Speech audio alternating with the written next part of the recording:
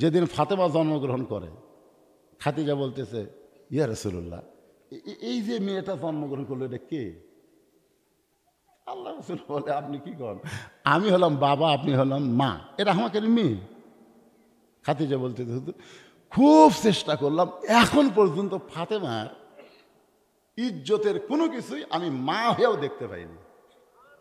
মানে জন্মের পরে এই দুই হাত দেয় এমন ভাবে ঢাকা, খাদিজা বলতেছে আমি মা হয়েও দেখতে পারিনি, মা হয়েও আমি দেখতে পারিনি। আল্লাহ রাসূল বললেন, খাদিজা রে, মেয়েদের মধ্যে আল্লাহ আপনাকে 1 নম্বর জান্নাত দিবে। পুরুষের মধ্যে 1 নম্বর হলো আবু বকর, আর নারীদের মধ্যে 1 নম্বর হলো খাদিজা। কিন্তু আপনার ফাতেমাকে আল্লাহ জান্নাতি নারীদের নেত্রী বানাবে। খাদিজা বললেন, ইয়া রাসূলুল্লাহ, যে মেয়েটা আমার জান্নাতি নারীদের নেত্রী হবে, সেই মেয়েটা যেন আমাকে গোসল করায় দেয়, সেই মেয়েটা যেন আমাকে কাফনের কাপড় পরায় দেয়। মা ফাতেমা খাদিজাকে কাফনের কাপড় গোসল করানোর পরে, ফাতেমা খাদিজাকে গোসল করানোর পরে আল্লাহর নবীর কাছে এসে বলতেছে, বাবা এখন কাফন দেন, আমার মাকে পরাবার চাই। সঙ্গে সঙ্গে নবী আমার ওই জুব্বাটা বের করে যখন ফাতেমার হাতে দেয়, ফাতেমা জুব্বা নিয়ে ছোট বাচ্চার মতন কান্না শুরু করে দিয়েছে। আল্লাহ রাসূল বলে, ফাতেমা কান্দো কেন? ফাতেমা বলতেছে, বাবা আমি সব সময় মায়ের কাছে থাকতাম, মায়ের জীবনের বহু গল্প আমি শুনেছি। যে মেয়েটা সবসময় মায়ের কাছে থাকে দেখবেন ওই মেয়েটা কিন্তু মায়ের বন্ধু হয়ে যায়, হয় কি হয় না? একদিন খাদিজা বলতেছে, ফাতেমা তুমি কি আমার বিয়ার খবর জানো? ফাতেমা বলতেছে, মা আপনার যখন বিয়া হচ্ছে তখন কোথায় ছিলেন? খাদিজা কয়, তোমার তো তখন জন্মই হয়নি। তো তাহলে জন্ম না হলে আমি জানবো কেমনে? আসলে এই কথাটা আবেগের চোটে বলে ফেলে দিছে। যেরকম আল্লাহ বলছে, আলাম তারা কাইফা ফাআলা রাব্বুকা বিআসহাবিল ফিল, আপনি কি হস্তি বাহিনীকে দেখেছেন? আল্লাহ রাসূলকে বলতেছে, আপনি কি হস্তি বাহিনীর অবস্থা দেখেছেন? তো রাসূল বলতেছে, আল্লাহ যখন হস্তি বাহিনীর খবর কাবাগর ধ্বংস পর্বত ধ্বংস করে ধ্বংস হলো তখন আমি কোথায় ছিলাম? আল্লাহ কয়, তখন তো আপনার জন্মই হয়নি। মানে রাসূল দুনিয়াতে আসার 5 বছর আগে এই ঘটনা ঘটছে। কয় বছর আগে? ফাতেমা চমকে বলতেছে, মা তাহলে আমার বাবার সঙ্গে আপনার বিয়ার খবরটা কেমন আমি একটু শুনতে চাই। খাদিজা বললেন, তোমার বাবা তখন আমার বাড়িতে রাখাল ছিল। যেই বলেছে রাখাল ছিল, সঙ্গে সঙ্গে ফাতেমা দৌড়ে এসে খাদিজার মুখে হাত দেয়, বলতেছে, মা আমার বাবা রাখাল ছিল, এই কথা আপনার মুখে আমি শুনতে চাই। কারণ প্রত্যেকটা মেয়েরা তার বাপকে এত ভালোবাসে যে বাবার সামান্য দুর্বলতার কথা মেয়েরা কিন্তু শুনবার চায় না। আমি একদিন মেয়েদেরকে বললাম যে আজকে তোমরা গাড়ি চড়ে বেড়াচ্ছ, মা আমার আসল খবর জানো? তোকে কি আব্বু? আমি একদিন দাওয়াত পাওয়ার জন্য রাস্তাত ঘুরছি, দাওয়াত পাওয়ার জন্য। হ্যাঁ, রাস্তাত কোন টুপিওয়ালা দাঁড়িয়ে দেখলি, ভাই এ ভাই আমাকে একটা দাওয়াত দে ভাই, আমার সংসার চলতেছে না পারে, সামনে মাসে কি কিনবো 1 টাকাও নেই, দাওয়াত দে ভাই। তখন কয়, হুজুর আপনি তো ওয়াজ করে পারেন, আমরা জানি না তো। আমি এমনও করছি, কাউকে বিজ্ঞাপনে নাম দেওয়ার জন্য 50 টাকা ঘুষ দিছি, এবার আমার নাম রাখলে বিজ্ঞাপনের দেশ, টাকা দেওয়া লাগবে না, ভাতও দেওয়া লাগবে না। সেই সময় 50 টাকা, যখন 20 টাকা সার গোস্ত আছিল, ফাটাফাটি ওয়াজ করছি। তারপর এটা বলতো, অন্তর ফেসবুক ইউটিউব আসলো না, মোবাইল আসলো না, বুঝলেন? এই বীর পরে আমাকে দাওয়াত দিছে, 1 মাস পরে আসে দিকে ওয়াজই নাই। আমি কে ভাই ওয়াজ হচ্ছে, কমিটির মধ্যে গন্ডগোল লাগে, ওয়াজ বন্ধ হুজুর। তো তাহলে আমার খবর দেওয়া লাগবে রে, কী দেওয়া খবর দেবো হুজুর? চিঠি লেগেছি, এখন চিঠি পাচ্ছেন কেনা, খালি খালি ফেরত যা। দিনা 5 পরে চিঠি গেল, ওয়াজ হচ্ছে না। 10 দিন আগে চিঠি দিছে, 5 দিন পরে আমি পেলাম।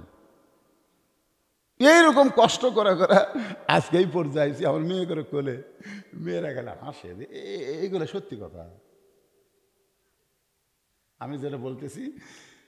কিন্তু আমার একটা মেয়ে আছে, এই আব্দুল বারী রশিদের বউ সাকিয়া, ও দৌড়ে এসে আমার কাছে বসে কান্দে। আমি বললাম, মা কান্দো কেন? বলে, বাবার কষ্টের কথা শুনে বড় কষ্ট লাগে বাবা, এই কথাগুলো আপনি আর আমাদের সামনে বলবেন না। যেই মাত্র খাদিজা বলতেছে তোমার বাবা আমার বাড়িতে রাখাল ছিল, সঙ্গে বাবা রাখালকে পছন্দ করে আমার ধনী মা আপনাকে স্বামী হিসাবে গ্রহণ করলো, আজকে সেই মা আমার মারা গেল, মক্কার দোকানে কি নতুন কোনো কাপড় নাই, নতুন কোনো কাপড় না দিয়া এই পুরাতন জুব্বা দিচ্ছেন বাবা, এই পুরাতন জুব্বা না দিয়া নতুন কোনো কাপড় কি আমার মার জন্য দেওয়া যায় না? সঙ্গে সঙ্গে রাসূল বললেন, ফাতেমা এই জুব্বা আমি তোমার মাকে দিচ্ছি না মা, তোমার মা আমার কাছে চাইছে। এই জুব্বার গুরুত্ব হলো এই জুব্বার সঙ্গে আল্লাহর কোরআনের সম্পর্ক রয়েছে। লিল্লাহে তাকবীর। তাহলে জুব্বার সাথে কোরআনের সম্পর্ক থাকলে, কোরআনের কারণে যদি জুব্বার দাম বাইরা যায়, আপনারা যারা আজকে ওয়াজ শুনতেছেন, আমাদের সকলের জন্য এই কোরআনের সাথে সম্পর্ক রাখার দরকার আছে না নাই? আল্লাহর ভয় যখন মানুষের কলিজার মধ্যে থাকে, আত্তাকুল্লাহ, দেখেন সেই মানুষটা মৃত্যুকে নিয়ে, কবরকে নিয়ে কেমন চিন্তা করে। রাসূল বলতেছেন, ঈমান গ্রহণ করার পরে আপনি আল্লাহর সঙ্গে যে সম্পর্ক গড়ে তুলেছেন, আল্লাহ আপনার কবরকে জান্নাত বানায় দিবে। এ কথা কোনো হুজুর কছে? এ কথা কি আমাদের মতো বক্তা কছে? কে কছে? আল্লাহ রাসূল রে। আর রাসূলের কথার মধ্যে কোনো সন্দেহ আছে? এরপরও আত্তাকুল্লাহ, আল্লাহর কত বড় ভয়, যে ভয়ের কারণে খাদিজা বলতেছে, হুজুর ওই জুব্বাটা আমার কাফনের কাপড় যদি দেন, আমার বিশ্বাস ওই জুব্বাটা কাফনের কাফন যদি আমার শরীরে থাকে, তাহলে কবরের কোনো আযাব আমার জন্যে হবে না। হুজুর আমি দুনিয়া থেকে মরে গেলে আপনার পবিত্র হাত দিয়া আমার লাশখানা আপনি কবরে নামায় দেবেন। হুজুর গো, যে হাতে হাত দিয়া কত কাফের মুসলমান হয়ে গেছে, যে হাতের সাথে আমার আল্লাহর কুদরতে হাতের স্পর্শ আছে, সেই হাতটা দিয়া আমার লাশটা কবরের মধ্যে নামায় দেবেন। আমার বিশ্বাস আপনার বরকতে হাতের ছোঁয়াপে আমি যদি কবরে যাই, আমার কবরের কোনো আযাব হবে না। কিন্তু যেদিন ডাক পড়িবে, কিন্তু যেদিন ডাক পড়িবে কবর মাঝে যাইতে, জোগাড় কিছু করছো বন্ধু তার মাঝে বিছাইতে। ঘাড় কাত করে বিল্ডিং দেখতেছে, ঘাড় কাত করে। ডান কান্দের ফেরেস্তা চাপা খাচ্ছে, বলতো নাকি ঘাড় কাত করলে ফেরেস্তা চাপা খাবি না? কয় আল্লাহ এই পাগলা কি দেখে? আল্লাহ কয় 6 তলা বানাছে তো, 7 তলা পর্যন্ত দেখা যায়, কিন্তু 6 তলা দেখতে গেলে এই করে দেখা লেগেছে। ফেরেস্তাকে আল্লাহ এর কান্দর থাকতে চাচ্ছি না, এই পুরা শয়তান হয়ে গেছে, এর কান্দর থেকে আমরা লেখমুখী। যে শয়তান কবরত যাবি, প্রত্যেক ধাপে ধাপে মৃত্যুর দিকে হাঁটতেছে, প্রত্যেক ধাপে ধাপে আমরা হায়াতকে অতিক্রম করতেছি। তোর এখন কথা ঠিক কিনা? আপনি কি মনে করছেন আজকে যে রাত চলে যাচ্ছে, এই রাত কিয়ামত পর্যন্ত পাবেন? প্রত্যেকটা ধাপে ধাপে যেই মানুষটা কবরের দিকে যাচ্ছে, আর সেই মানুষটা ঘাড় কাত করে 6 তলা দেখতেছে, এর কান্দর থেকে আমরা লেখবো। এ তো পুরাই শয়তান হয়ে গেছে। মন যদি চায় গোরস্থানে যাও, গোরস্থানে যাও, কবরে যে সালাম দাও, সালাম দেওয়ার পরে বলো ভাই তোমরা কষ্ট করো না, আমরাও আসতেছি ভাই, আমরাও আসতেছি ভাই। তোমার বাবার কবরের পাশে, মায়ের কবরের পাশে যাও। আমার বাবা মাকে আমার মাদ্রাসার মসজিদের পাশে রাইখা দিয়েছি, প্রত্যেক দিন ওয়াজ করতে আসার সময় বাপ মাকে সালাম দেই। আবার যত রাতি যাই না কেন, বাপ মার কবরের পাশে দাঁড়াই,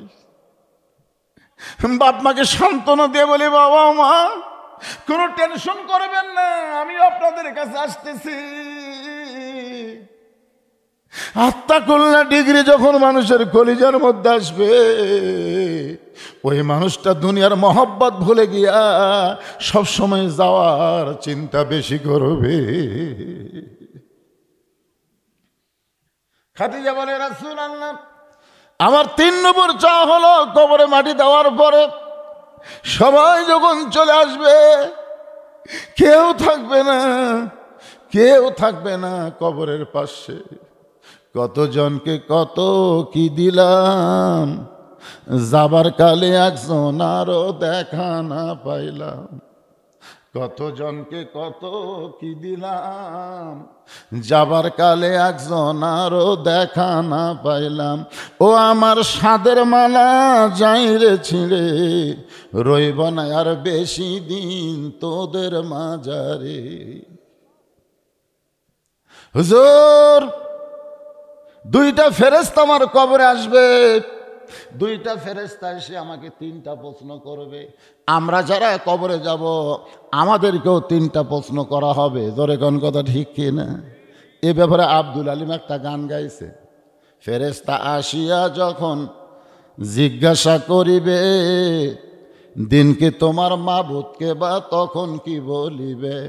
আল্লাহ বিনে নাই রে মাবুদ, আল্লাহ বিনে নাই রে মাবুদ, জবানে তাই বলো রে বলো মুখে, আল্লাহ রাসূল সবে বলো।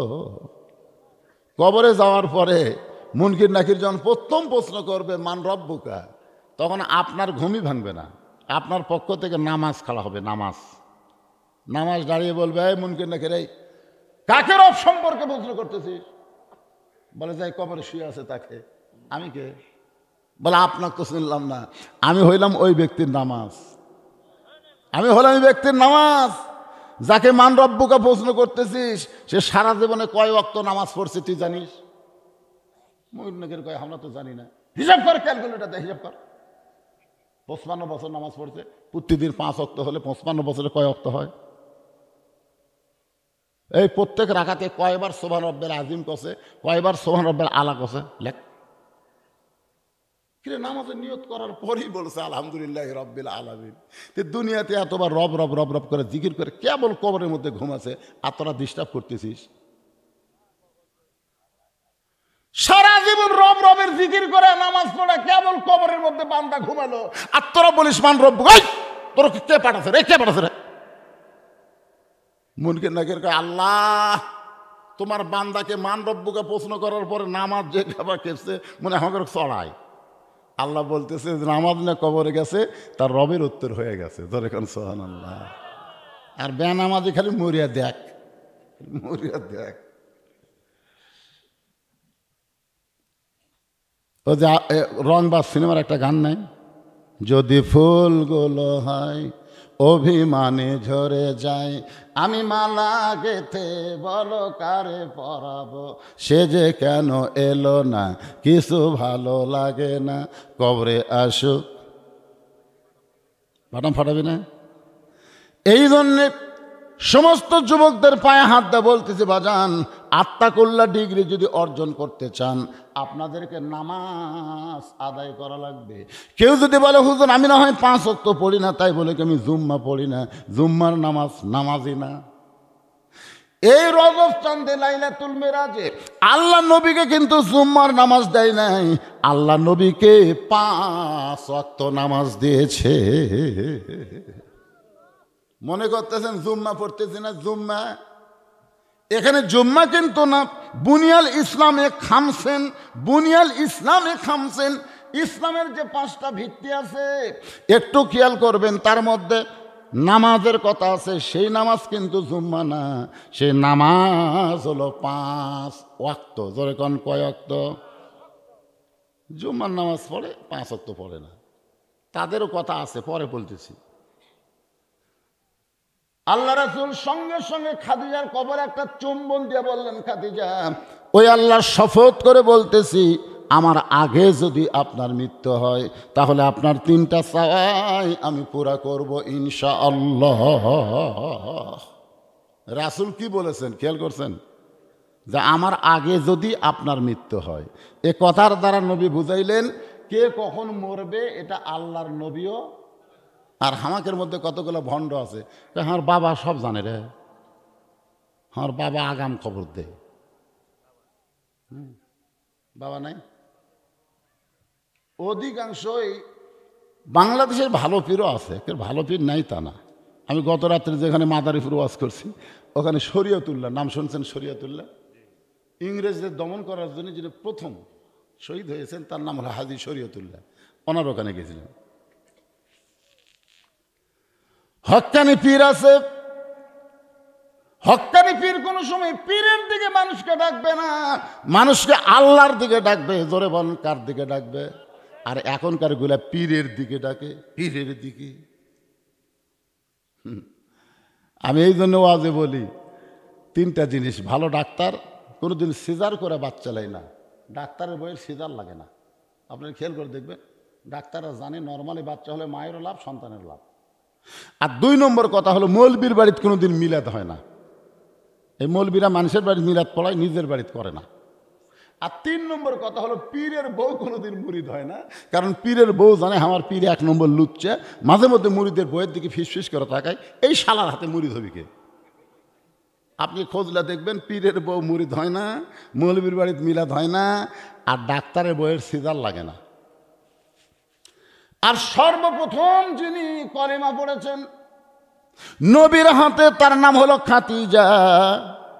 আল্লাহ রাসূল বললেন, খাদিজা আপনি আমার বিবি হয়ে আমার হাতে সর্বোত্তম ঈমান গ্রহণ করলেন। খাদিজা বলতেছে, ইয়া রাসূলুল্লাহ, আপনি বাহিরেও যেমন ভিতরেও তেমন। সঙ্গে সঙ্গে আল্লাহ কোরআনের আয়াত নাজিল করলেন, লাকাদ কানা লাকুম ফি রাসূলিল্লাহি উসওয়াতুন হাসানা। যদি ধরতে চাও সফলতা অর্জন করার জন্য রাসূলকেই তোমাদের আদর্শ হিসাবে গ্রহণ করে নাও। আতিউল্লাহ ওয়া আতিউর রাসূল, আল্লাহর আনুগত্য করো, নবীর তরিকা মোতাবেক চলো। নবীর তরিকা বাদ দেয়া অন্য কোনো তরিকা গ্রহণ করা যাবে না। জোরে কোন কথা কন না কেন? হ্যাঁ, আমরা পীর মানি, পীর মানি। কতক্ষণ? এই যে আমার ছোট ভাই আপনাকে মসজিদের ইমাম, ইক্তেদায়ী তো বিহাল ইমাম আপনার কন্যা, কতক্ষণ কন কি কন্যা? একদিন ভাই আমার আসর নামাজ পড়াতে যায়, 3 রাকাত বসিছে। 3 রাকাত যখন বসেছে তখন কি ইক্তেদা আর থাকবি? তখন কি হবে? আল্লাহু আকবার। তা আল্লাহু আকবার কেন? আপনাকে ইমাম সাহেব তো এতদিন 4 রাকাত পড়াছে, 3 রাকাত বসেছে, অসুবিধা কি? আপনারাই বলবেন, হুজুর আপনাকে ততক্ষণ পর্যন্ত আমরা ইক্তেদা করব যতক্ষণ আপনি নবীর তরিকা মোতাবেক নামাজ পড়াবেন। নবীর তরিকা বাদ দেয়া নিজে আলাদা তরিকা বানাবেন, আর সেই তরিকায় আমরা থাকব। আজকে পীর সাহেবদের বলবো, ততক্ষণ পর্যন্ত আমরা পীর মানব যতক্ষণ পীর নবীর তরিকার মধ্যে থাকবে। জোরে কোন কথা ঠিক কিনা? নবীর তরিকা বাদ দিয়ে তুমি আলাদা তরিকা বানাবা, তুমি কিসের পীর? মনে কষ্ট নেন না, আত্তাকুল্লাহ। বুঝানোর জন্য বলতেছি। আল্লাহ রাসূল বলেন, খাদিজা আপনার যদি আমার আগে মৃত্যু হয়, আপনার 3টা চাওয়াই আমি পুরা করব ইনশাআল্লাহ। মা খাদিজা দুনিয়া থেকে বিদায় নিলেন। মা খাদিজা দুনিয়া থেকে বিদায় নেওয়ার পরে নবী তাকায় দেখে খাদিজার পেট থেকে 4টা মেয়ে সন্তান আল্লাহ দান করেছে। একটা হলো রোকেয়া, একটা হলো কুলসুমা, একটা হলো জয়নাব, আর একটার নাম কি? খালি ফাতেমা। জুমার দিনে সানি খুতবার মধ্যে ইমাম সাহেব আপনাদের শোনায়, কদ্দূর পর্যন্ত বলা লাগবে সেইটা ইমাম সাহেব আপনাদের শোনায়। সাইদাতুন নিসায়ে পড়েন, সাইদাতুন নিসায়ে আহলেল জান্নাহ ফাতেমাতুজ জুহরা। আব্দুল কাদের জিলানী রহমতুল্লাহ আলাইহি ওই জান্নাতুল বাকির মধ্যে জিয়ারত করতেছেন। মদিনার সবচাইতে বড় গোরস্থান রাসূলের রওজার পাশে, সেই গোরস্থানের নাম হলো জান্নাতুল বাকি। ধরে কোন নাম কি? জিয়ারত করতেছেন আব্দুল কাদের জিলানী। এক মুরিদ বলতেছে, হুজুর আপনি চোখ বন্ধ করলে গোটা পৃথিবীর খবর বলতে পারেন। হুজুর একটু দেখেন তো এই জান্নাতুল বাকির মধ্যে মা ফাতেমার কবর কোন জায়গায়? হুজুর একটু দেখেন তো। আব্দুল কাদের জিলানী ধমক দিলেন, এ মুরিদ, আমি চোখ বন্ধ করলে গোটা পৃথিবীর খবর বলতে পারি, এই কথা তোরে কে বলছে? আমি চোখ বন্ধ করলে গোটা পৃথিবীর খবর বলতে পারি, এই কথা তোরে কে বলেছে? মুরিদ বলতে, হুজুর আমি তো এমনি এমনি কইছি, পীরের ভক্ত হইয়া কইছি। পীর ভক্ত, আল্লাহ ভক্ত না, পীর ভক্ত। যেরকম কি ভক্ত কতগুলো আছে, আল্লাহ ভক্ত না, পীর ভক্ত। হুজুর আপনার ভক্ত হয়ে কথা বলছে। আব্দুল কাদের জিলানী বলে, শোনো, ইত্তাকু ফিরাসাতাল মুমিনিনা ফাইন্নাহু ইয়ানজুরু বিনুরিল্লাহ। আল্লাহ পাক আমাকে এত শক্তি দিয়েছে, শুধু দুনিয়া না, আল্লাহর আরশ পর্যন্ত আমি দেখতে পাই। লিল্লাহি তাকবীর। তুমি খালি আমার নজর দুনিয়ার মধ্যে রাখছা। আল্লাহ আমাকে এমন নজর দান করেছে, যেই নজরে খালি দুনিয়া না, আল্লাহর আরশ পর্যন্ত আল্লাহ দেখার ক্ষমতা আমাকে দিছে। যালিকা ফাদলুল্লাহি ইউতিহি মাইয়াশা আল্লাহু যুল ফাদলিল আযীম।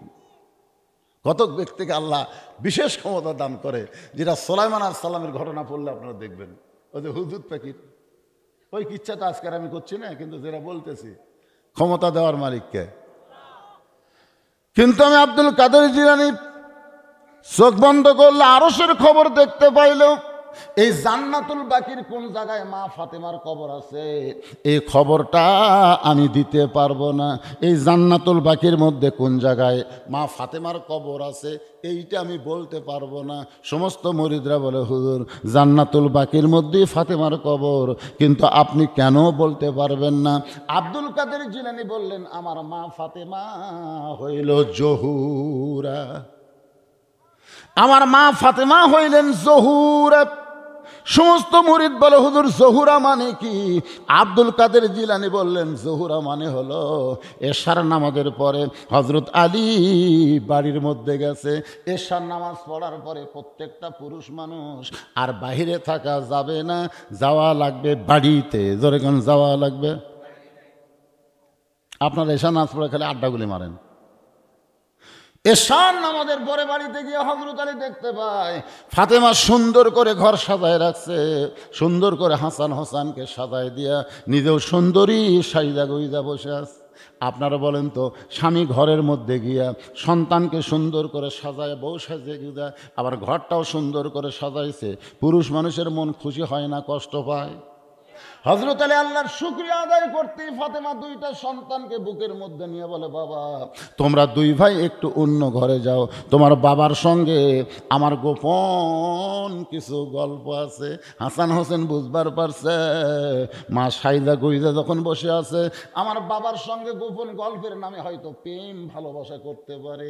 একটু বোঝার বয়স হওয়ার কারণে দুইটা সন্তান যখন অন্য ঘরে যায়, সঙ্গে সঙ্গে ফাতেমা ঘরের দরজা বন্ধ করে দেয়। দরজা বন্ধ করা মাত্রই হযরত আলী মাথার টুপি খুলেছে, কারণ বউ যখন দরজা বন্ধ করে তখন স্বামীর টুপি মাথার দেওয়া। আরাফার ময়দানে কেউ যদি টুপি মাথার দেয়, আরাফার ময়দানে হজ করছেন আপনারা কেউ? আরাফার ময়দানে মাথায় টুপি দেওয়া যাবে? এখন যাবে? জাগা বুঝে অনেক কিছুই যায় না।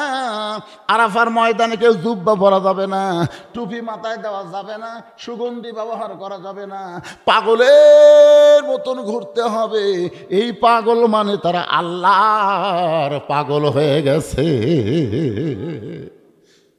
যখন বউ ঘরের দরজা বন্ধ করে দিছে, যত বড়ই পীর সাহেব হও, আর টুপি চলবি? মাথার টুপি খুলে হযরত আলী ফাতেমাকে দুই হাত বাড়ায় ডাকতেছে আর বলতেছে, হুন্না লিবাসুল লাকুম ওয়া আনতুম লিবাসুল লাহুন্না। স্বামী হলো বিবির পোশাক, বিবি হলো স্বামীর পোশাক। এক দৌড়ে ফাতেমা এসে হযরত আলীর বুকের মধ্যে মাথা রেখে ফোঁপায় ফোঁপায় কাঁদতেছে। আলী বলে, ফাতেমা কান্দার কারণ কি? বলে, কান্দার কারণ হলো আল্লাহ পাক আমার দোয়া কবুল করছে, আল্লাহ পাক আমার দোয়া কবুল করেছে। আমার দুইটা সন্তানকে ঘরের মধ্যে রাইখা এই কথা বলতে পারবো না বলে আমি দরজা বন্ধ করে আপনার কাছে বলতেছি, গো স্বামী, আল্লাহ পাক আমার দোয়া কবুল করেছে। আলী বলে, ফাতেমা রে, দোয়া কবুল করছে আনন্দ করো, দোয়া কবুল করা হলো শুকরিয়া তান, শুকর গুজার করো। ফাতেমা বলে, স্বামী গো, কি দোয়া আল্লাহ কবুল করছে এইটা কি আপনি শুনবেন না? আলী বলে, ফাতেমা কি দোয়া করছো আল্লাহ কবুল করলো? বলে, পর্দার মধ্যে আল্লাহ যেন আমার মৃত্যু দেয়, আল্লাহ পর্দার ভিতরে আমার দোয়া কবুল করেছে। আলী বলে, ফাতেমা, যেই মেয়েটা সারা জীবন পর্দার মধ্যে থাকলো, সারা জীবন পর্দার মধ্যে থাকলো, তার মৃত্যু তো পর্দার ভিতরেই হবে। আর আমাদের বাংলাদেশে সারা জীবন বেপর্দা, কিন্তু মরার পরে তার পর্দা হয়। জোরে কোন ঠিক কিনা? আমাদের বাংলাদেশে সারা জীবন কীভাবে চলে না চলে, মরার পরে 5 কাপড় দিয়ে খাটনিতে আবার লাশ দিয়ে তারপর চাদর মারছে। ফেরেশতারা ঘুরতেছে আর বলতেছে, আল্লাহ এই মেয়ে গোটা 20 গ্রাম ঘুরে বেড়ালো, বাঁচিয়া থাকতে এক গ্রামের এমন কোনো লোক নাই যে দেখেনি, তে মরার পরে এইরকম করে খাটনিও চাদর দিয়ে ঢাকলো, ব্যাপার কি? আল্লাহ বলতেছে, দেশের নাম বাংলাদেশ রে, এরা বাঁচতে মানে না রে, এরা মরার পরে মানে রে। হে মায়েরা, যারা পর্দার অন্তরালে একটু মনোযোগ দিয়ে শুনবেন। মা ফাতেমা স্বামীর কাছে বলতো, স্বামী গো, আল্লাহ আমার দোয়া কবুল করেছে। আলী বলতেছে আলহামদুলিল্লাহ। ফাতেমা বলে, স্বামী কোন রাত্রে সেই দোয়া কবুল হবে এইটা কি আপনি শুনবেন না? আলী বলে, পাগলি, মৃত্যুর কথা কেউ বলতে পারে না, কে কখন মরবে এটা কেউ বলতে পারে? ফাতেমা বলে, স্বামী আল্লাহ পাক আমাকে জানাইছে আজকে গভীর রাত্রে ফাতেমার মৃত্যু হবে। যেই বলেছে গভীর রাত্রে ফাতেমার মৃত্যু হবে, গাছের গোড়া কাটলে গাছটা যেমন ঠাস করে পড়ে যায়, হযরত আলী তেমনি পড়ে গেলেন ঘরের মাঝায়। মা ফাতেমা আস্তে করে ওই স্বামীর মাথাটা উরাতের উপরে নিয়ে কপালে একটা চুমু দিয়ে বলে, স্বামী গ, এমন করে আপনি কাঁদবেন না, কারণ এই দুনিয়া থাকার জায়গা না, এইখানে আসলে যাইতে হবে। কেউ আগে যাবে, কেউ পরে যাবে, কিন্তু সবাইকে যাইতে হবে। কেউ আগে যাবে, কেউ পরে যাবে, কেউ মুসলমান হয়ে যাবে, কেউ বেঈমান হয়ে যাবে। জোরে কোন কথা ঠিক কিনা? তবে সবাইকে যাওয়া লাগবে। জোরে কোন আসলে, কেবল এই কথাটা জোরে করে যুবকেরা, আসলে। ওগো স্বামী, আমি মরে যাওয়ার পর আমার 3টা চাওয়া কিন্তু আপনাকে পুরা করা লাগবে। 1 নম্বর চাওয়া হলো রাতের অন্ধকারে আমাকে দাফন করবেন। আমার 2 নম্বর চাওয়া হলো আমার কোনো জানাজার ব্যবস্থা করবেন না। আমার 3 নম্বর চাওয়া হলো আমার লাশটা কিন্তু খাটনিতে তুলবেন না, কারণ লাশ যখন খাটনিতে উঠবে আমার লাশটা কান্দে নিলেই তারা বুঝতে পারবে ফাতেমার দেহের ওজন কত। ওগো স্বামী, আমি পর্দাকে এমনভাবে গ্রহণ করেছি আমার দেহের ওজন দুনিয়ার কেউ বুঝতে পারুক এটা আমি কখনোই কল্পনা করতে পারি না। আমার বাবা যদি দুনিয়াতে থাকতো, মরা মেয়ের লাশের খাটনি বাবা কান্দে নিবার পারত, কারণ মেয়ের লাশ বাবা কান্দে নিলে বাবা কোনোদিন ওজন বুঝবে না, কারণ দরদ এমন কাম করবে কাদের ওজন বুঝতে পারবে না। 25শে ডিসেম্বর আমার মা যখন মারা গেল, আমরা 4 ভাই মাকে কান্দে নিলাম। মাকে কান্দে নিয়ে যখন কবরের দিকে যাচ্ছি, আরে বুঝতে পারি না এই মায়ের সঙ্গে আমার মায়ের দেহের ওজন কত। আমার মাকে যখন কবরের ঘরে নামাই দিলাম, বুঝতে পারলাম নাই রে এই দুনিয়াতে আমার মা নাই রে। মা যখন না থাকে তখন বুঝতে পারবেন এই দুনিয়াতে আপনার আপন বলে আর কেউ নাই। আমার হাসান হোসেন এত ছোট, একজনের বয়স হলো 4.5 বছর, একজনের বয়স হলো 5.5 বছর। এরা 2 ভাই মায়ের লাশের খাটনি কান্দে নিবার পারবে না। আপনি শুধু একাই আমার লাশটা কান্দে করে নিয়ে ওই জান্নাতুল বাকির পূর্ব কোণায় দাফন করবেন। দুনিয়ার কোনো মানুষ যেন ফাতেমার কবরের খবর না পায়। হযরত আলী ফাতেমাকে দাফন করার পরে 2 হাত তুলে আল্লাহকে বলতেছে, আল্লাহ নবীর কলিজার টুকুরা সারা জীবন কিছুই দিবার পারিনি, আল্লাহ আজকে গভীর রাত্রে কবর দিয়া তোমার কাছে কান্দি, তুমি ফাতেমারে কবুল করে নাও। এই দোয়া করার পরে তাকায় দেখে সামনে কয়েকটা পুরাতন কবর দেখা যায়। এই মাত্র ফাতেমার কবর গেল, সেই নতুন কবর নাই। আলী চিৎকার করে বলে, ফাতেমার কবর এখনই দাফন করলাম, সেই কবর গেল কোন জায়গায়? কে যেন ডাকতে বলে, আলী রে, ফাতেমা পর্দানিশি, আমি আল্লাহ জবরটাকে কিয়ামত পর্যন্ত পর্দা করে দিয়েছি। তাহলে নবীর 4টা মেয়ের মধ্যে 3টা মেয়ের নাম কুলসুম, রুকিয়া, জয়নাব, কিন্তু ফাতেমার সময় সবাইকে বলতে হবে সাইদাতুন নিসায়ে আহলিল জান্নাহ ফাতেমাতুজ যোহরা। সুবহানাল্লাহ। কোন মায়েরা যারা পর্দার অন্তরে বসে আছেন, সমস্ত জান্নাতি নারীদের নেত্রী হবে ফাতেমা। আল্লাহ রাসূল তাকে 4টা মেয়েই কাঁদতেছে। মা খাদিজা মরে গেছে, মেয়েরা কি কাঁদবে না? কিন্তু 3টা মেয়ের কান্নার খুব সাউন্ড আছে, ফাতেমার কান্নার কোনো শব্দ নাই। রাসূল ফাতেমাকে ঘরের মধ্যে ডাক দিলেন। ডাক দেওয়ার পরে বললেন, মা, তোমার মা দুনিয়া থেকে বিদায় নেওয়ার সময় আমাকে ওসিয়ত করে গেছে। ওসিয়ত আপনি মরার আগে ওসিয়ত করবেন, এই যে গোরস্থানের মাহফিল, তো আপনি ওসিয়ত করবেন যে ভাই আমি মরে গেলে কোনো বেনামাজি যেন আমার কবর না খোঁড়ে, এরকম ওসিয়ত করবেন। পারবেন না? কারণ বেনামাজি কবর খোঁড়া মানে আপনার আযাব শুরু হয়ে গেল, কবর যাওয়ার আগে আপনার আযাব শুরু হবে। আর যদি বিড়ি খোরেরা খোঁড়ে তো বুঝছেন, তাহলে আপনি বুঝছেন যে ফেরেশতারা কিন্তু বিড়ির গন্ধ সহ্য করা পারে না। পারবে? তাহলে এই যে বিড়ি খাতে খাতে মাটির দেওয়ালের যে বিড়ির দুর্গন্ধ আছে, মুনকির নাকি আসার আগে চুল ধরে তুলবে। ওঠ ওই ভাই, চুল ধরে তুলতে পৌঁছানো, হাই কিসের পৌঁছানো রে, তোর কবর কোন শালা খুললো আগে সেটা কর।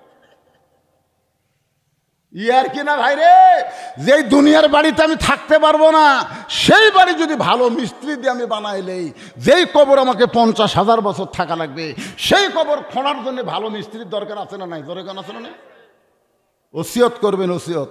মা খাদিজা ওসিয়ত করছে। খাদিজা তাকওয়া কাক কয়, আত্তাকুল্লাহ কাক কয়, হাক্কা তুকাতিহি কারি কয়, ওয়ালা তামুতুন্না ইল্লা ওয়া আনতুম মুসলিমুন। মুসলমান না হয়ে মরণ নয়, আমরা সবাই দুনিয়া থেকে বিদায় নিব, তবে মুসলমান হয়ে মরবো। ঠিক কিনা বলেন? ফাতেমা বললেন, বাবা, আমার মা কি ওসিয়ত করেছে? আল্লাহ রাসূল বললেন, 1 নম্বর ওসিয়ত হলো তোমার মাকে তুমি একা একাই গোসল করান লাগবে, তোমার মাকে অন্য কেউ সহযোগিতা করতে পারবে না, তুমি একা একাই তোমার মাকে গোসল করান লাগবে। ফাতেমা বলতেছে, বাবা, আমার আরো 3টা বোন আছে, ওরা যদি একটু সহযোগিতা করবার চায়। রাসূল বললেন, বা মা, আমি নই, তোমার মা ওসিয়ত করেছে, শুধু তুমি ছাড়া তোমার মারে কেউ গোসল করাবার পারবে দিয়েছেন। নবী আমার পিছনে পিছনে, ফাতেমা আমার সামনে সামনে। অনেকে এখন চিল্লাচিল্লি করে, ওই পার চিল্লাচিল্লি কি করে? হ্যাঁ, লোকজন যাওয়া আসা করলে অসুবিধা নেই, চিল্লাচিল্লি করা যাবে না। মাহফিলের ভলেন্টিয়ার যারা আছেন, এই ছোট ছোট বাচ্চারা কি বুঝবে? এদেরকে বুঝার লাগবে। ছোট ছোট বাচ্চারা বোঝে? আল্লাহ রাসূল আসরের নামাজ শেষ করলেন, এমন সময় ওমর ফারুক বললেন, ইয়া রাসূলুল্লাহ, আপনার পিছনে বহুদিন হলো আসরের নামাজ পড়তেছি, কিন্তু আজকে ব্যতিক্রম লাগলো। আল্লাহ রাসূল বললেন, ওমর, কি ব্যতিক্রম? সব সাহাবী খালি মাথা ঝাঁকাচ্ছে। সব সাহাবী কি করতেছে? মাথা ঝাঁকানো মানে কি? মানে উমর যেটা কবি সেটা হামাকেরও কথা, কিন্তু হামাকের অত সাহস নাই। হুজুর, আসরের নামাজের প্রথম রাকাতে 2 সেজদা, এক সেজদায় 3 বার সুবহানাল্লাহিল আলা হলো, কিন্তু দ্বিতীয় সেজদা যা 100 বার সুবহানাল্লাহিল আলা কই, আপনি সেজদা থেকে মাথা তোলেন না। দ্বিতীয় রাকাতে কোনো সমস্যা নাই, তৃতীয় রাকাতে কোনো সমস্যা নাই, চতুর্থ রাকাতেও কোনো সমস্যা নাই, কিন্তু প্রথম রাকাতে এটা কি হলো? আল্লাহ রাসূল বলে, ওমর, বিপদ হয়েছে দ্বিতীয় রাকাতের 3 বার যখন সুবহানাল্লাহিল আলা কইলাম, এই 3 বার কয়ে যখন মাথা তুলবো, এমন সময় 2 পবিত্র, এমন সময় 2 পবিত্র আমার কাঁধের উপর এসে চলল। 2 জন কি পবিত্র লাতিন, এরা হামাকের মতন খাড়া হয়ে পেশাব করে ছেলে। রাসূল বলতেছে 2 পবিত্র মানে কি? আল্লাহ রাসূল কি নামাজ পড়াবার গেলে নামাজের জায়গা পাক, কাপড় পাক, ওটি যদি পেশাব করে, পেশাব ভরে আমাকে লাতি গেলে পেশাব ভরে লেগে আমার কান্দর চড়ে, তাহলে পবিত্র? আল্লাহ রাসূল বলেন, 2 পবিত্র আমার কান্দে চড়েছে। আমি সেজদারত অবস্থায় যখন ওদেরকে নামাবার চাইলাম, নামাজের মালিক আল্লাহ ডাকল, হাবিব, আমার কথা চিন্তা করে আপনি এই 2 জনকে নামাবেন না? আমি আল্লাহ ওদেরকে এত পছন্দ করি, যতক্ষণ ওরা আপনার কাঁধের উপর বসে থাকবে আপনি সেজদা থেকে মাথা তুলতে পারবেন না। আল্লাহ রাসূল বললেন, লিল্লাহি তাকবীর। আল্লাহ রাসূল বললেন, ছোট বাচ্চাদের তোমরা স্নেহ করো, বড়দের তোমরা সম্মান করো, আর তোমাদের বয়সী যারা হয় তাদেরকে তোমরা মহব্বত করো। তাহলে ছোট ছোট বাচ্চারা দৌড়াদৌড়ি করলে তাড়া দিলে খেপে যাবি, এদেরকে বুঝান লাগবে, এরা বোঝে না। এরা তবারও খাওয়ার জন্য আপনাকে আবার শেষ আবার কি আছে, খিচুড়ি আছে, এই খিচুড়ি খাওয়ার ধান্দাত খালি ঘুরতেছে। এরা যা বুঝেছে তাই। তবে সন্তান ভালো হওয়ার পিছনে মায়ের ভূমিকা 90 ভাগ আর বাপের ভূমিকা হলো 10 ভাগ। মা যদি ভালো হয়, পেটের বাচ্চা কোনোদিন বাইরে চিল্লাচিল্লি করবে না, কারণ বাবাই আনন্দে মাতিয়া সাগরে ভাসাইয়া সেই যে চইলা যায় খবর লয় না। মাজন ধরিয়ায় উদরে কতই কষ্ট করে, 10 মাস পরে পায় প্রসবের বেদনা। এমন দরদি ভাবে কেউ হবে না আমার মা গো। ইমাম গাজ্জালি একটা ব্যাখ্যা করছে, আর বিজ্ঞানীর একটা ব্যাখ্যা করছে। ইমাম গাজ্জালি ব্যাখ্যা করছে কি জানেন, যে যখন মায়ের পেটে বাচ্চা আসে, মনোযোগ দিয়ে শুনবেন, তখন আল্লাহ তাআলা মায়ের অসুখ বন্ধ করে দেয়। কি বন্ধ করে দেয়? 3 দিন 5 দিন 7 দিন একটা প্রতি মাসে অসুখ হয় না? আচ্ছা আপনারা বলেন তো, অসুখ হলে কি নামাজ পড়া যাবে? ওর অসুখ হলে ওটা করা যাবে, কোরআন শরীফ পড়া যাবে? কিন্তু সন্তান পেটে আসার সাথে সাথে এই অসুখটা বন্ধ করার কারণ হলো সন্তান পেটে থাকা অবস্থায় মার যেন কোনো ইবাদতের কমতি না হয়। আর মায়ের ইবাদতের সাথে পেটের বাচ্চার আল্লাহ একটা সম্পর্ক করে দেয়। পেটে বাচ্চা নিয়ে মা যদি 5 ওয়াক্ত নামাজ পড়ে, ওই বাচ্চাকে নামাজের ওয়াজ করা লাগবে না। কারণ যখন 4 মাস 5 মাস বয়স হয়ে গেছে, রুকুর থেকে মা সেজদাত গেছে, ফেরেশতাকে আল্লাহ দেখেন কি করতেছে, মা সেজদাত যাওয়ার কারণে পেটের বাচ্চা পেটের মধ্যে দমর খাচ্ছে, কষ্ট হচ্ছে। আল্লাহ এই ফেরেশতা সাক্ষী থাক, যেই মা পেটে বাচ্চা নিয়ে নামাজ পড়লো, ওই মা শুধু নিজে নামাজ পড়তেছে না, পেটের বাচ্চাকেও নামাজের ট্রেনিং দিচ্ছে। জোরে কোন সুবহানাল্লাহ। আজকে রমজান মাসে হোটেলের দরজা কালো পর্দা দিয়ে কারা খায়? যারা পেটত থাকা অবস্থায় মা রোজা আসলো না। মা এই পেটত বাচ্চা থাকা অবস্থা কি রোজা নেই? স্বাভাবিক হয়েছে রোজা থাকলে শুকে যাবি মা, এইবার তুই রোজা থাকিস না, তাজা থাক। মাও খাসে, ওও খাসে, এই জন্য বেড়ায় আসার খাওয়ার অভ্যাস হয়ে গেছে। এ রজব মাস যাচ্ছে, রজবের পরে কি এই চাঁদ উঠলে আল্লাহ রাসূল যে দোয়া সবসময় বেশি পড়তেন, সে দোয়ার না আল্লাহুম্মা বারিক লানা ফি রজব ওয়া শাবান ওয়া বাল্লিগনা রমাদান। আমরা আল্লাহর কাছে বলি, আল্লাহ রজব শাবানকে তুমি বরকতে পরিপূর্ণ করে দাও, রমজান মাস পর্যন্ত আল্লাহ আমাদের হায়াতকে বাড়ায় দাও। জোরে কোন আমিন। আপনারা সামনে রমজান মাসে কারা কারা রোজা থাকবেন না হাত তোলেন তো দেখি।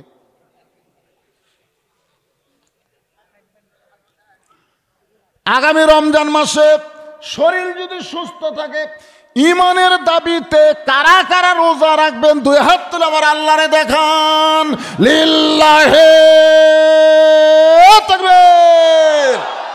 হাত নামান। আল্লাহ আল্লাহ, যে সোনার যুবকেরা আজকে রমজানের মাস গ্রহণ করার জন্য 2 হাত তুলে রোজা রাখার নিয়ত করেছে, আল্লাহ সকলকেই সুস্থতার সাথে ইমানের দাবিতে রোজা রাখার তৌফিক দান করুক। জোরে কোন আমিন। মাশাআল্লাহ। আর হয়তো রোজার আগে আপনাদের সাথে দেখা হবে। এই জন্যে কি হলো, মন খারাপ করলেন? আল্লাহ শরীরকে সুস্থ রাখলে রোজা রাখতে কি সমস্যা? আরে কি যে মজা ভাই, ইফতারের আগ দিয়ে ইফতার লিয়া যখন বসবেন মনে হচ্ছে ব্যস্ত আছি। সুবহানাল্লাহ। খান আসসাউমু লি ওয়া আনা বিহি, আল্লাহ বলেছেন রোজা আমার জন্যে, আর আমি আল্লাহ নিজের হাতে বান্দাদের পুরস্কার দিব। রায়হান নামক একটা জান্নাতের দরজা দিয়া আল্লাহর দিদার করে করে প্রত্যেকটা রোজাদারকে আল্লাহ জান্নাত দিয়া দিবে। এখন আসেন মূল আলোচনায়। ফাতেমার সামনে সামনে জুব্বা নিয়ে আর আল্লাহর নবী পিছনে পিছনে যাচ্ছেন। কোরআনে আল্লাহ বলেছেন, নবী যখন রাস্তা চলবে, নবীর সামনে কেউ যাবার পারবে? নবী যখন কথা বলবে, নবীর মুখের সামনে কেউ কথা বলতে পারবে না। কিন্তু এই জায়গায় ফাতেমার সামনে সামনে, নবী পিছনে পিছনে হাঁটতেছে। ফাতেমার সামনে দিয়ে নবী পিছনে হাঁটার কারণ হলো, ফাতেমাকে নবী শুধু মেয়ে বিশ্বাস করতো না, আল্লাহ নবী ফাতেমাকে মায়ের সম্মান দিতে, মায়ের সম্মান দিতেন নবীর মেয়ে ফাতেমাকে। ফাতেমা যেই মাত্র ঘরে ঢুকলো, আল্লাহর নবী দরজা বন্ধ করে দিলেন। ওই জুব্বাটা মা খাদিজাকে পরানোর পরে ফাতেমা যখন দরজা খোলে, রাসূল তাকায় দেখে ফাতেমা মুস্কি মুস্কি হাসতেছে। নবী চমকে উঠছে, কে রে? মাকে জুব্বার কাপড়ের কাপড় পরাইয়া মেয়ে হাসতে হাসতে দরজা খুললো। কারণ কি? আল্লাহ নবী বললেন, ফাতেমা কানতে কানতে তুমি জুব্বা নিয়ে ঢুকলা আর হাসতে হাসতে ঘরের দরজা খুললা।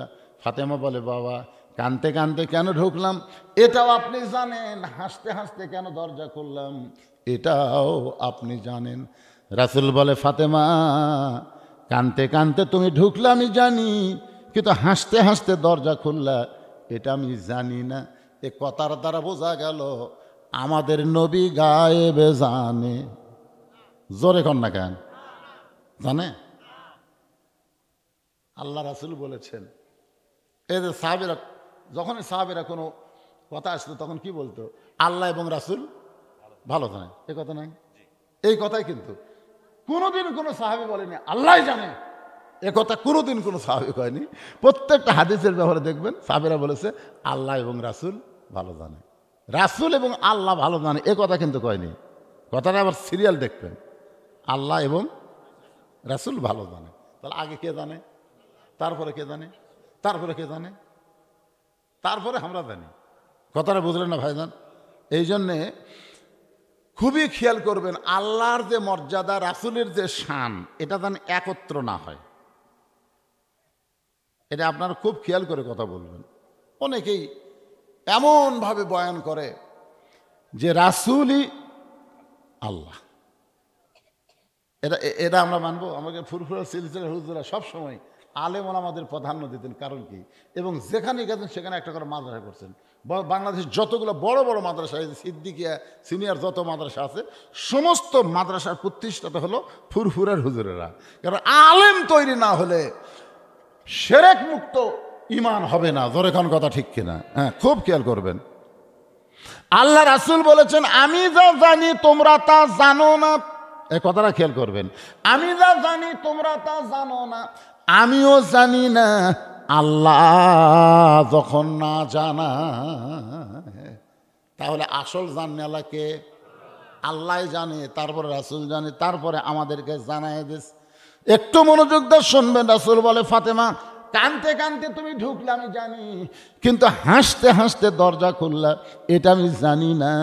ফাতেমা বলতেছে, বাবা হাসতে হাসতে দরজা খোলার কারণ হলো আপনি যে জুব্বাখান আমার দিছেন বাবা, এই জুব্বাটা আমার মাকে পরাবার গিয়া ইয়ানজুরু বিনুরিল্লাহ, ইয়ানজুরু বিনুরিল্লাহ, আমি নূরের নজর করে তাকায় দেখি আপনার জুব্বা পরার আগে আল্লাহ আমার মাকে জান্নাতের পোশাক পরায়া দিছে।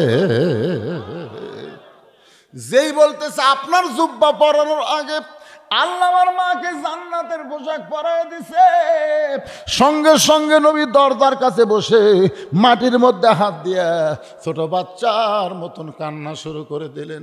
ফাতেমা বলে, বাবা আমার মাকে আল্লাহ জান্নাতের পোশাক পরায় দিছে, এইটা শোনার পর কি আপনি খুশি হতে পারলেন না? রাসূল বলে, ফাতেমা এইটা আমার কোনো দুঃখের কান্না নয় মা, এটা আমার জীবনের সবচাইতে আনন্দের কান্না। ফাতেমা রে, সর্বপ্রথম যেই মহিলাটা আমার হাতে ঈমান গ্রহণ করছে সেই মানুষটি হলো তোমার মা। আমার বিশ্বাস সর্বপ্রথম ঈমান গ্রহণ করার কারণে আল্লাহ তাকে জান্নাতের পোশাক পরায় দিছে। নবী আমার নিজের হাতে খাদিজাকে অন্ধকার কবরের মধ্যে নামায়া দেয়, চোখ দিয়ে দর দর করে পানি পড়তেছে। আবু বকর বলে, ইয়া রাসূলুল্লাহ আপনি যদি এমন করে কাঁদেন তাহলে আমরা কেমনে সহ্য করব? রাসূল বলে, আবু বকর আমি এখন নবী নাই রে, আমি এখন নবী নাই। আমার খাদিজার কবর যখন দিচ্ছি, মাটি কবরে যখন লাশটা নামাই, আমি এখন নবী নাই রে, আমি হলাম পৃথিবীর সবচাইতে হতভাগ্য স্বামী। এই খাদিজা যতদিন জীবিত ছিল আমি রাসূল ততদিন দ্বিতীয় কোনো বিয়ে করি নাই। আমার খাদিজা বহুদিন আমারে কইছে, হুজুর এই বুড়ির সঙ্গে সংসার করতে করতে আপনার যৌবন শেষ হয়ে যাবে, আপনি আর একটা বিয়ে করেন। আমি খাদিজার কবলে কপালে চুমা দিয়ে বলেছি, খাদিজা আপনি যদি শুধু আমার বিবি হইতেন তাহলে আমি বিয়া করতাম, কিন্তু আপনি শুধু আমার বিবি না, আপনি হলেন আমার দরদ। শিশুকালে মইরা গেছে মা, গর্ভে থাকতে মরছে পিতা, নবী চোখে দেখলেন না। কে করিবে লালন পালন, কে করিবে লালন পালন, কে দিবে সান্ত্বনা? এই দুনিয়ার সান্ত্বনার মানুষ আমার খাদিজাকে আমি কবরের ঘরে নামায় দিচ্ছি। আবু বকর কলেমার দাওয়াত দিবার যত রাতি যাই না কেন, আবার যত রাতি বাড়িতে ফিরে আসি না কেন, আমার খাদিজাকে কোনোদিন একটা বার ডাক দেওয়া লাগে নাই। আমি যখন দরজার পাশে দাঁড়াই সঙ্গে সঙ্গে খাদিজা দরজা খুলে দেয়। কোনোদিন রাত 1টা, কোনোদিন রাত 2টা, কোনোদিন রাত 3টা। আমি নবী চমকে বললাম, খাদিজা কোনোদিন আপনাকে ডাক দিলাম না আর আপনি দরজা খুলে দেন, আপনার কি চোখে ঘুম ধরে না? খাদিজা বলে, রাসূলুল্লাহ আমি সেই দিন একলা ঘুমাবো যেদিন আমার মৃত্যু হবে। আমি ততদিন পর্যন্ত একলা ঘুমাবো না যতদিন আমার রাসূল আমার কাছে ফিরে আসবে। আপনি কলেমার দাওয়াত দিবেন কষ্ট করে আর আমি বিছনায় ঘুম পাড়বো, এমন বিবি আমি না। আমি দরজার কাছে দাঁড়িয়ে থাকি, আপনার মেশকাম্বরের সুগন্ধে আমি দরজা খুলে দিই। রাসূল বলে, আবু বকর আমার খাদিজাকে আজকে কবরের ঘরে থুয়ে যাচ্ছে। আবু বকর রে, এই দুনিয়াতে আমার কেউ নাই রে, আমার আর কেউ নাই। কবরে মাটি দেওয়ার পরে আল্লাহর নবী যখন কবর থেকে উঠলেন, বাজান গো সমস্ত সাহাবীরা কবর থেকে চলে যায়, এমন সময় আল্লাহর নবী খাদিজার কবর থেকে নড়েন না। ইয়া আইয়ুহাল্লাযীনা আমানুত্তাকুল্লাহা হাক্কা তুকাতিহি ওয়া লা তামুতুন্না ইল্লা ওয়া আনতুম মুসলিমুন। যারা আমরা ঈমান গ্রহণ করেছি ভাই, যে কোনো সময় আমাদের মরা লাগবে, মরা লাগবে। শুধু মৃত্যুর কথাটা খেয়াল করেন, আল্লাহর ভয় আপনার কলিজার মধ্যে বেশি হয়ে যাবে। আর মৃত্যুর কথা স্মরণ করলে আপনি কোনো ওয়াক্ত নামাজ বাদ দিবার পারবেন না। মৃত্যুকে সব সময় যদি খেয়াল করেন, কারো ক্ষতিও করতে পারবেন না। সিনা টান করে কাউকে বলতে পারবেন না তুই আমারে চিনিস, এ কথাও বলতে পারবেন না। কারণ আপনার চাইতে কে আছে রে দুর্বল? যে কোনো সময় মৃত্যু হবে, সবাই চলে গেছে। নবী আমার খাদিজার কবর ছাড়েন না, কখনো কবরের মাথার দিকে, কখনো পায়ের দিকে। 1-8 ঘন্টা হয়ে যায়, মুনকির নাকির কবরে আসে না। আল্লাহ ডাক দেবে না, হাবিব আপনি কি খাদিজার কবর ছাড়বেন না? আমার মুনকির নাকির যাবার চাই, কিন্তু আপনি থাকলে মুনকির নাকির কেমনে যায়? রাসূল বলে, আল্লাহ আমার খাদিজা বড় দুর্বল, আল্লাহ আমার খাদিজা বড় ভয়ভীত, আমার ভাতিজা বড় তাকওয়া, আমার খাদিজা বড় ভয়। উত্তর যদি দিবার না পারে, এই দিন আমি নবী তার পক্ষে দাঁড়ায় আছি, মুনকির নাকিরের প্রশ্নের উত্তর দিবার চাই। আল্লাহ বলে, হাবিব রে আপনি শুধু খাদিজাকে ভালোবাসেন এইটা মনে করবেন না, আমি আল্লাহ ভালোবাসি। দুনিয়াতে থাকার পরে আত্মা করলাম আমার ভয়ে, কবরের চিন্তা, মৃত্যুর চিন্তা যারা করে, কবরকে খেয়াল করে যারা চোখের পানি ছাড়ে, আমি আল্লাহ এত নিষ্ঠুর না। আমি আল্লাহ মুনকির নাকিরের উত্তর দিয়া দিলাম। লিল্লাহে তাকবীর। ভাইজান আজকে বিশাল বাবে রহমত কবরস্থানের মাহফিল, সবাইকে কবরে যাইতে হবে আর কবরের উন্নয়ন কল্পে মাহফিল করেছে। এই যে চোখ ভেজা অবস্থায় আমি আপনাদের কাছে রুমাল দেব, গামছা দেব। ভাইজান আল্লাহর হস্তে এই গোরস্থানের উন্নয়ন কল্পে 500 টাকা, 1000 টাকা, 5000 টাকা, 2000 টাকা। সর্বপ্রথম এই পৃথিবীতে যে ইবাদত আল্লাহর পক্ষ থেকে বান্দাকে দেওয়া হয়েছে তার নাম হলো জিকির করা। তার নাম কি? আর বাবা আদম থেকে আমাদের নবী পর্যন্ত সমস্ত নবীরা একটা জিকিরই করেছেন, লা ইলাহা ইল্লাল্লাহ। এই জন্য রাসূল বলেছেন আফজালুজ জিকির, সবচাইতে উত্তম জিকির হচ্ছে লা ইলাহা ইল্লাল্লাহ। আল্লাহ রাসূল এমন কথাও বলেছেন, কোনো ব্যক্তি যদি সারা জীবন পাপ করে আর মৃত্যুর সময় এই কলেমার জিকির করতে করতে যদি মারা যায়, শুধু কলেমার জিকির করার খাতিরে আল্লাহ তার জীবনের সমস্ত গুনাহ মাফ করে দেয়। আবার কোনো ব্যক্তি সারা জীবন যদি ভালো কাজ করে আর মরার সময় এই জিকির করার সময় তার জবান যদি বন্ধ থাকে, রাসূল বলেছেন সমস্ত কাজ এই জিকির বন্ধ রাখার কারণে আল্লাহ সেগুলো কবুল করে না। তাহলে আল্লাহর কাছে আমলকে কবুল করতে গেলে এই জিকির চালু রাখার দরকার আছে না নাই? কোরআনের কোনো জায়গায় আল্লাহ বলে নাই যে আমার নামাজ পড়ে আমি তার নামাজ পড়ি, যে আমার রোজা করে আমি আল্লাহ তার রোজা করি। কিন্তু আল্লাহ বলেছেন যে আমার জিকির করে আমি আল্লাহ তার জিকির করি। ফাযকুরুনি আযকুরুকুম। এই জন্য জিকির করার ব্যাপারে অলসতা করবেন না। জবান খুলে মহব্বতে সকলেই বলবেন লা ইলাহা ইল্লাল্লাহ, লা ইলাহা ইল্লাল্লাহ। চাঁদ সূর্য যারা গ্রহ তারা আল্লাহ নামের পাগল পারা। চাঁদ সূর্য যারা গ্রহ তারা আল্লাহ নামের পাগল পারা। আমার আল্লাহ নামের এতই দয়া,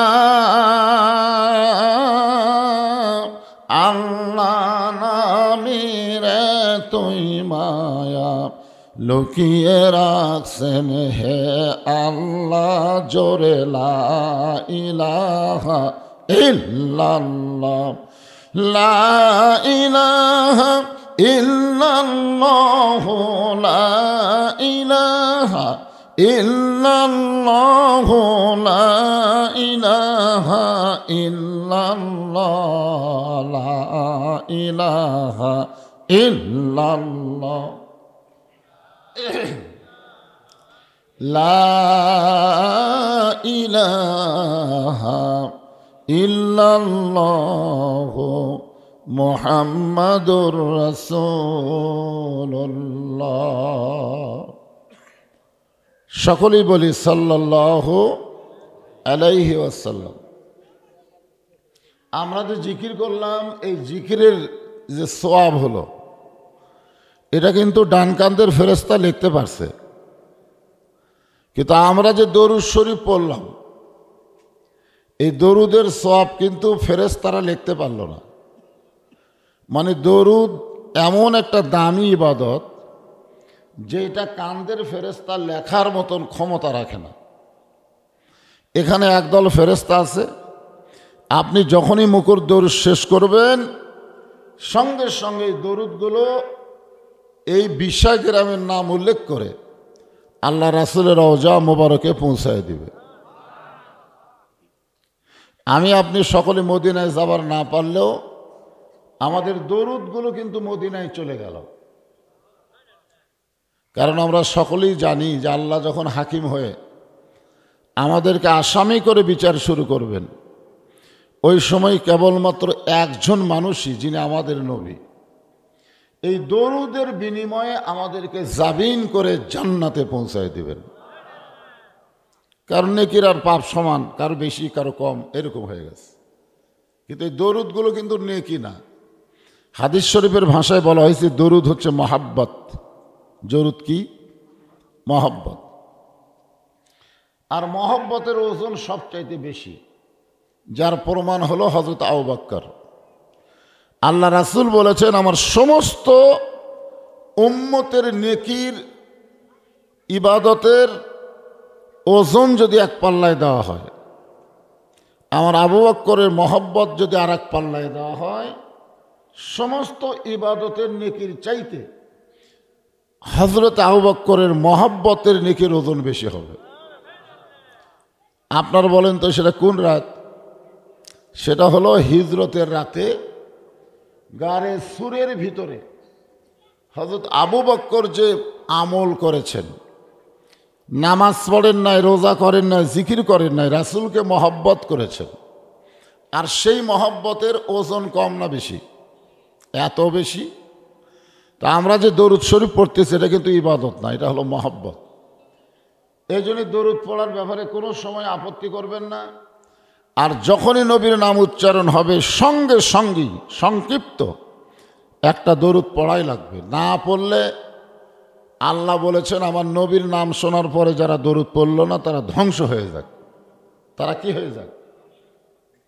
তখন জিবরিল আমিন বললেন আমিন, আল্লাহ রাসূলও বললেন আমিন। রমজান মাসে হাদিসটা, মানে মেম্বরে উঠতেছে রাসূল আর 3 বার বললেন আমিন আমিন আমিন।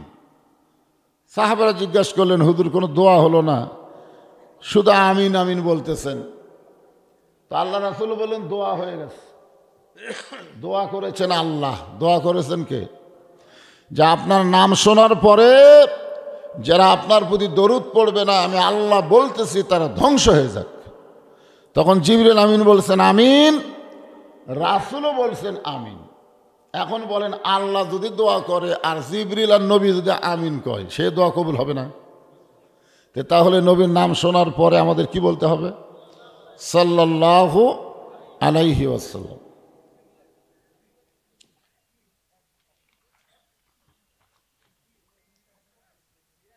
বিশা বাবের রহমত কবরস্থানের উন্নয়ন কল্পে আজকের এই সান্ধ্যকালীন তাফসিরুল কোরআন মাহফিল ইসালে সোয়াবে আল্লাহ তাআলা যেনাকে সম্মানিত সভাপতির আসনে কবুল করেছেন, আমার শ্রদ্ধেয় চাচাজান আলহাজ হযরত মাওলানা আব্দুল্লাহ মোহাম্মদ আব্দুস সামাদ আজকের এই মাহফিলের সম্মানিত সভাপতিকে অন্তরের অন্তঃস্থল থেকে আমি শুভেচ্ছা জ্ঞাপন করছি। এখানে আর একটা সভাপতি আছে, দাতার সভাপতি জনাব আলহাজ মোহাম্মদ আলতাব আলী সাহেব। এছাড়াও সম্মানিত ওলামায়ে কেরাম, বিশেষ করে আপনাদের মসজিদের সম্মানিত খতিব, আমার অত্যন্ত স্নেহের ছোট ভাই হাফেজ মাওলানা আব্দুল হাই, এছাড়াও যে সমস্ত আলেম ওলামা আজকের মাহফিল উপস্থিত হয়েছেন, আমি সকলকেই অন্তরের অন্তঃস্থল থেকে শুভেচ্ছা জ্ঞাপন করছি। কয়েক বছর আগে আমি এখানে একটা সন্ধ্যায় মাহফিল করছিলাম, কয়েক বছর আগে। শুরুতে তেমন লোকজন ছিল না,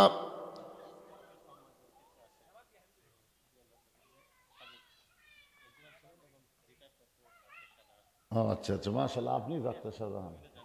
আচ্ছা আচ্ছা, আলহামদুলিল্লাহ। একজন বরেণ্য অতিথি ডাক্তার মোহাম্মদ শাহাদ আলী সাহেব, তিনি মঞ্চে উপবিষ্ট হয়েছেন, সবাই তাকে জানেন এবং চেনেন। তো আমি যে কথা বলতে চাচ্ছি, এর আগে কয়েক বছর আগে আমি এখানে একটা সন্ধ্যার মাহফিল করছিলাম, আপনাদের মনে আছে? প্রথম দিকে তেমন লোক নাই, পরে এমন হলো যে বসা তো দূরের কথা, দাঁড়াবেন সে জায়গাও ছিল না। তো আজকেও কিন্তু ভাব খারাপ দেখা যাচ্ছে।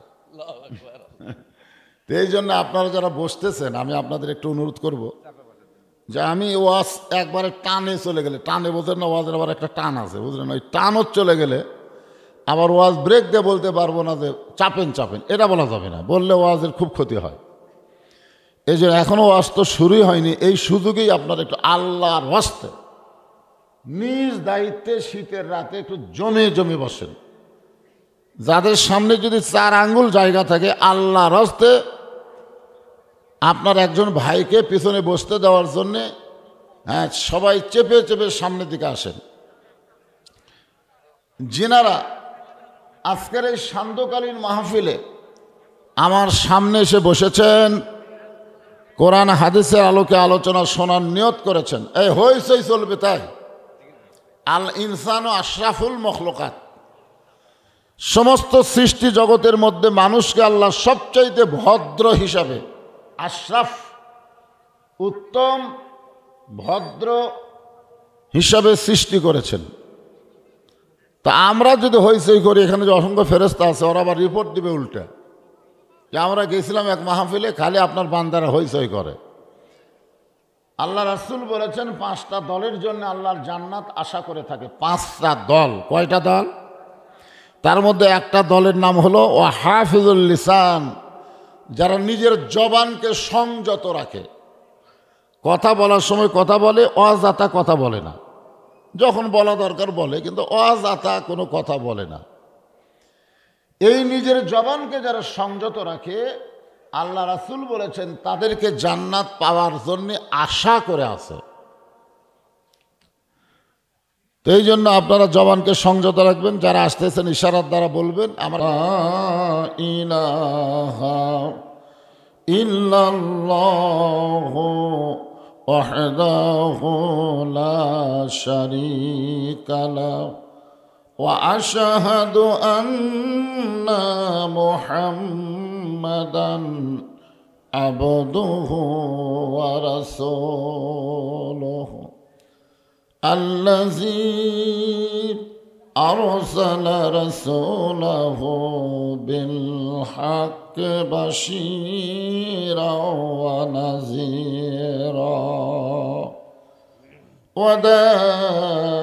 وداعيا إلى الله بإذنه وسراجا منيرا فقد قال الله تعالى في كلامه المجيد والفرقان الحميد জবান খুলে সকলে পড়েন আউযু বিল্লাহি মিনাশ শাইতানির রাজিম বিসমিল্লাহির রহমানির রহিম ইয়া আইয়ুহাল্লাযীনা আমানু তাকুল্লাহা হাক্কা তুকাতিহি ওয়া লা তামুতুন্না ইল্লা ওয়া আনতুম মুসলিমুন ইন্নাল্লাহা ওয়া মালাইকাতাহু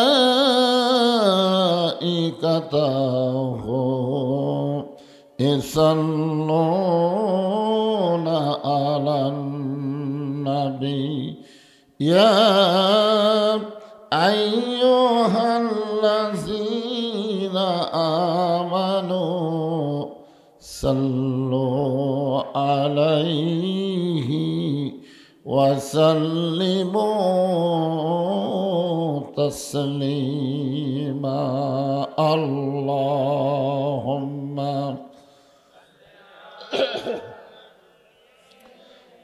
মাওলানা মুহাম্মদ ওয়া আলা আলি সাইয়্যিদিনা শাফিআনা তোর পাহাড়ের ধুলি লাগিয়া মুসা নবীর সম্মান বেড়ে যায় তোর পাহাড়ের ধুলি লাগিয়া মুসা নবীর সম্মান বেড়ে যায় নূর নবীজির জুতার ধুলাই দয়াল নবীজির জুতার ধুলাই আল্লাহর আরশ ধন্য হয় আল্লাহুম্মা সাল্লি আলা মোহাম্মদ সবাই মাওলানা মুহাম্মদ وعلى آل سيدنا شفيعنا مشرق حب محمد সকলে বলি সাল্লাল্লাহু আলাইহি मतलाए दीवानी माँ मतलाए खुर्शीद इश्कास सीनाए सो जाने माँ बलागल उला बिकमालिही कशफ दुजा बिजमालिही हसनत जमीओ खसालिही सल्लो अलैहि व आलिही अल्लाहुम्मा आमीन। জান্নাতের বাগান থেকে জান্নাতি মানুষদেরকে নিয়ে আমি গুনাহগার তোমার রহমতের দরজায় দোখানা হাত তুলেছি আল্লাহ। হাসরের ময়দানে জাব্বার আর কাহার নামে রূপ নিয়া তুমি যখন বিচার শুরু করবে, তোমার সামনে দাঁড়ায়া সমস্ত নবীরা নাফসি নাফসি বলে কাঁদতে থাকবে। এমন কঠিন অবস্থা হাসরে হবে, সেদিন সমস্ত নবী তার উম্মতকে ভুলে যাবে, শুধু বলবে আল্লাহ আমার কি হবে, আমার কি হবে। একমাত্র দরদি নবী শাফাতের খান্ডারি ইয়া রব্বি হাবলি উম্মতি বলে সেজদায় পড়ে যাবে। সেই কঠিন মুসিবতের সময় আজকের এই মাহফিলকে ওসিলা করে আমাদের সবাইকে রাসূলের উম্মতের কাতারে আল্লাহ কবুল করে নিও। সুবহান রাব্বিকা রব্বিল ইজ্জাতি আম্মা ইয়াসিফুন ওয়া সালামুন আলাল মুরসালিন ওয়ালহামদুলিল্লাহি রাব্বিল আলামিন।